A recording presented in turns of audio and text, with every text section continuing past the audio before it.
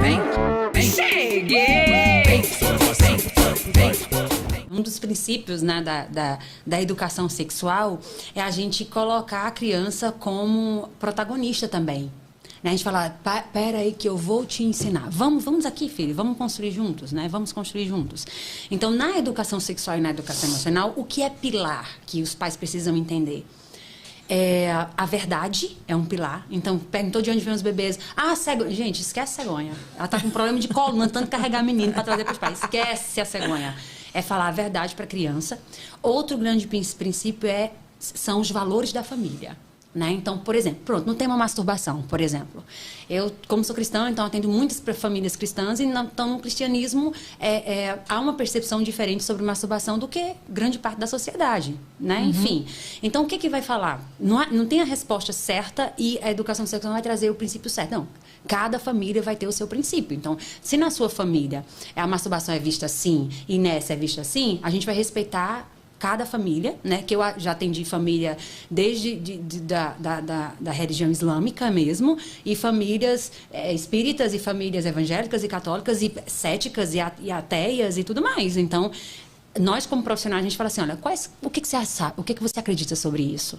Na sua religião, ou não na sua religião, mas nos seus valores familiares, como é? Então, a resposta científica e, de acordo com a idade da criança, é essa, você dá a resposta e depois você vai colocar seus valores familiares.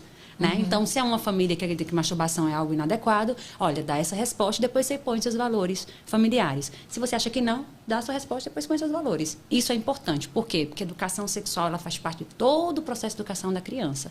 Então, e os valores familiares estão realmente, são um pilar em nossa vida. Ó, a gente começou falando nossas mães e tal, tá aqui. Então, os valores familiares têm que ser levados em consideração, tá? Tá, e sobre a pergunta, só repete essa questão da pergunta. Quando a criança vier com uma pergunta cabeluda... Então, vem com uma pergunta... Deixa eu te contar uma situação, só para... Bom, já pode contar. Essa foi boa. Estavam a mãe no elevador, né? E aí, de repente, o menino no elevador, cheio, a mãe entra, fica num cantinho, e o menino só vira assim, do nada, igual a Lara, né? E fala assim, ô mãe, por que o pinto do papai parece uma tromba de elefante? O elevador cheio. Sim. Não tinha outro lugar pra perguntar. Aí a mãe faz o quê na hora dessa? Né? Porque o menino tomava banho com o pai, percebia que era maior do que o dele e tal, né? E fica assim, mamãe, ó. Quando tá... Aí a mãe, eu faço o quê? Né? Então, é uma situação de uma pergunta em público, que foi o caso da Lara. Então, nessas perguntas em público, né? E em qualquer outra pergunta, em outras situações, é importante a gente saber. O que eu vou fazer em público e só quando é em casa? Então, em casa, a criança fez uma pergunta. Mamãe, o que é sexo? De onde vêm os bebês? O que é masturbação? O que é isso, aquilo? Primeira coisa, tá? Se acalma. É só uma pergunta, é só uma criança. Não precisa se afobar. Não, é só uma pergunta. Segundo, você não é obrigado a saber a resposta. Nós não recebemos educação sexual. Então, pega mais leve contigo, amore. Pega mais leve contigo. Não precisa estar assim, eu tenho que ter... Primeiro que a gente não tem que ter todas as respostas para os filhos, né? Mas um passo super importante, depois de acalmar, entender a situação ali, frações de segundo, e a gente não tem nem muito tempo para se acalmar. Devolver a pergunta para a criança. Então, devolve a pergunta para a criança, como eu falei, né? Para você saber o que a criança já sabe sobre o assunto, para você saber onde ela ouviu, quem falou, mas não é... Quem te disse isso, menino? Como foi? Não fica essas conversas, não. Não é assim, ai, filho, muito obrigada por você me fazer essa pergunta. Valoriza a fala da criança. Muito obrigada por você me fazer essa pergunta, mas criança adora caras e bocas, tá? Mas eu quero saber o que você acha que é isso? De onde você acha que vêm os bebês? Mãe, não sei, é porque eu vi um amiguinho. Foi mesmo? A criança já traz alguma fonte dela, né? Mãe, é porque um amigo meu mostrou um vídeo assim. A criança teve acesso à pornografia, de que vários casos chegaram assim pra mim. Só do fato dela devolver a pergunta, ela já descobriu que o filho teve acesso à pornografia, entende? Se ela vai lá e responde de vez, talvez o filho não trouxesse. Então, você sabe o que a criança já sabe, você sabe quem ouviu, de onde veio essa informação. Você vai elaborar a resposta de acordo com o que a criança trouxe, contextualizando o que ela trouxe para você, elaborar aquela situação junto com ela. E aí você vai também ter mais um tempinho para pensar. Agora, Leiliane, eu não sei nem por onde começar. Você pode devolver a pergunta para a criança e depois você pode falar assim, filho, entendi, interessante sua pergunta. E essa pergunta é tão importante, tão especial que eu vou pesquisar umas coisas legais sobre isso, para te trazer umas coisas bem direitinho assim sobre esse assunto para você, tá bom? E hoje à noite, quando a gente for dormir, ou amanhã de manhã, se for à noite, quando a gente acordar, aí eu vou sentar com você e eu vou te explicar isso aqui, vai ser bem legal, eu vou te falar umas coisas bem legais sobre esse assunto. Aí você encerra ali e fala, meu Deus, onde é que eu vou procurar essa resposta? Aí liga pra tu. Atrás, aí vai procurar no meu feed, no YouTube, lá no meu YouTube, que vai ter muitas respostas. Mas você percebe que a gente não precisa estar assim, eu tenho que responder agora. Muitas vezes, Evelyn, quando a criança faz uma pergunta, ela só quer saber se ela é aceita na sua dúvida. Entende? Ela não tá assim, eu quero a resposta. Não, se você acolhe a pergunta, se você fala, vamos falar sobre isso e tudo mais, ela já sentiu aceita, porque eu, quando era pequena, fui fazer uma pergunta assim, minhas irmãs falaram, conversa essa, menina, que isso não é pra tu não, tu nem saiu da fralda agora, faz xixi na cama aí, entende? Ou seja, desmereceu a pergunta da criança. Então, quando a gente diminui a criança, ela se afasta da gente. E vai procurar saber em outro lugar também. Porque na minha época não tinha YouTube, assim, internet, não tinha, mas hoje... É fácil. O que é não sei o quê. Não precisa nem saber escrever, viu? Alexa. Ela já sabe.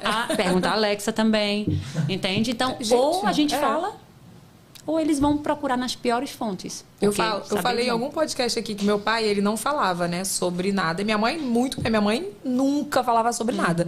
Mas o meu pai, ele dava um livro. Tipo assim, menstruamos, ele deu um livro.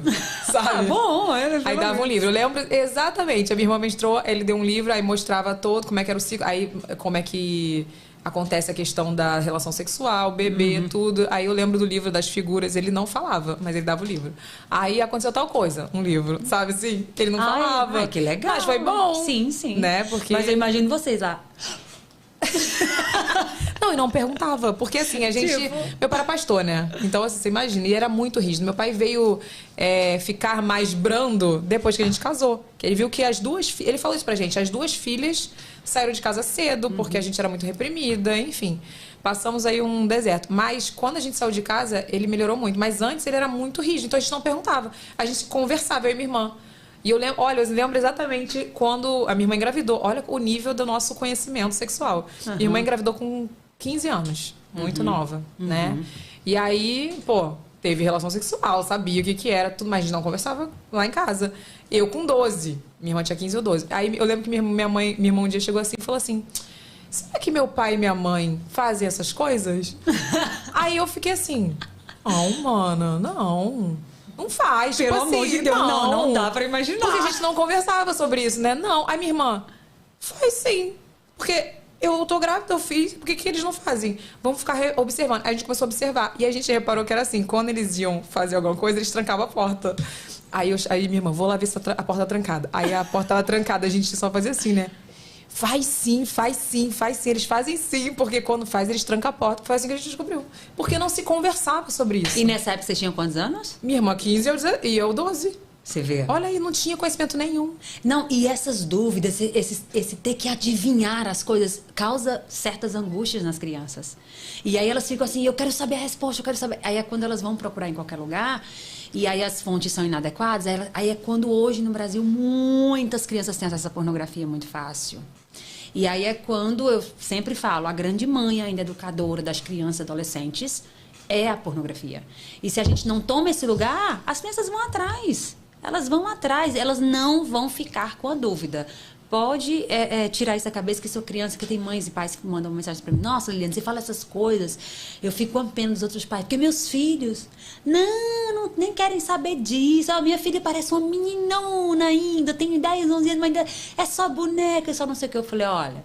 Não é porque seu filho não fala contigo, porque ele não está pesquisando sobre. E que não ouve na escola. E que não ouve na escola. Não, meu amor. A gente recebe casos, e eu já fiz trabalho de educação sexual em escola, tenho vários alunos que fazem meus treinamentos e fazem esse trabalho nas escolas de educação sexual, que elas trazem para mim. Criança de 4, 5 anos de idade sabe o que é sexo anal, sexo oral, sexo A2, A3. Elas sabem tudo isso. Mas não vão falar com os pais por quê? Porque era o teu sentimento que a maioria tem. Esse aqui é um assunto proibido. Porque como é a mente infantil? Um assunto que não é falado em casa, ou ele não tem importância, ou ele é proibido. Eu tinha essa percepção, que era proibido. Não podia falar sobre isso em casa. Mas eles falaram que era proibido pra você? Acredito que em algum momento... Não é que não falou, que falou que era proibido, mas As atitudes. As atitudes. Tipo assim, quando eu fui falar que, sei não lá. precisa falar, mas tipo, a criança tocando a patinha, tira essa mão daí, coisa feia, não se toca. Você tá trazendo inadequação a tudo que se refere à parte íntima. Então tem meninas que menstruam e escondem a menstruação, fica usando papel higiênico um tempão para não pedir à mãe absorvente porque tá com vergonha de falar que menstruou. Isso acontece demais hoje no nosso país. E você pensa que é família baixa renda, família... Não, família de gente classe média. Porque elas têm vergonha de menstruar. E como é que meus pais vão reagir? Então, imagina a criança ter que lidar com a situação de como meus pais vão reagir ao natural do meu corpo. Então, a ausência de educação sexual traz tantos prejuízos, tantos, que as pessoas não têm noção. Não é só em relação a abuso, que se fosse só abuso já seria muita coisa. Mas, por exemplo, tem estudos que comprovam que crianças que não recebem educação sexual podem ter mais dificuldade de aprendizagem. Quem faz uma ligação dessa? Mas tem estudo que comprova isso. Tem teóricos no Brasil que têm livros que trazem isso.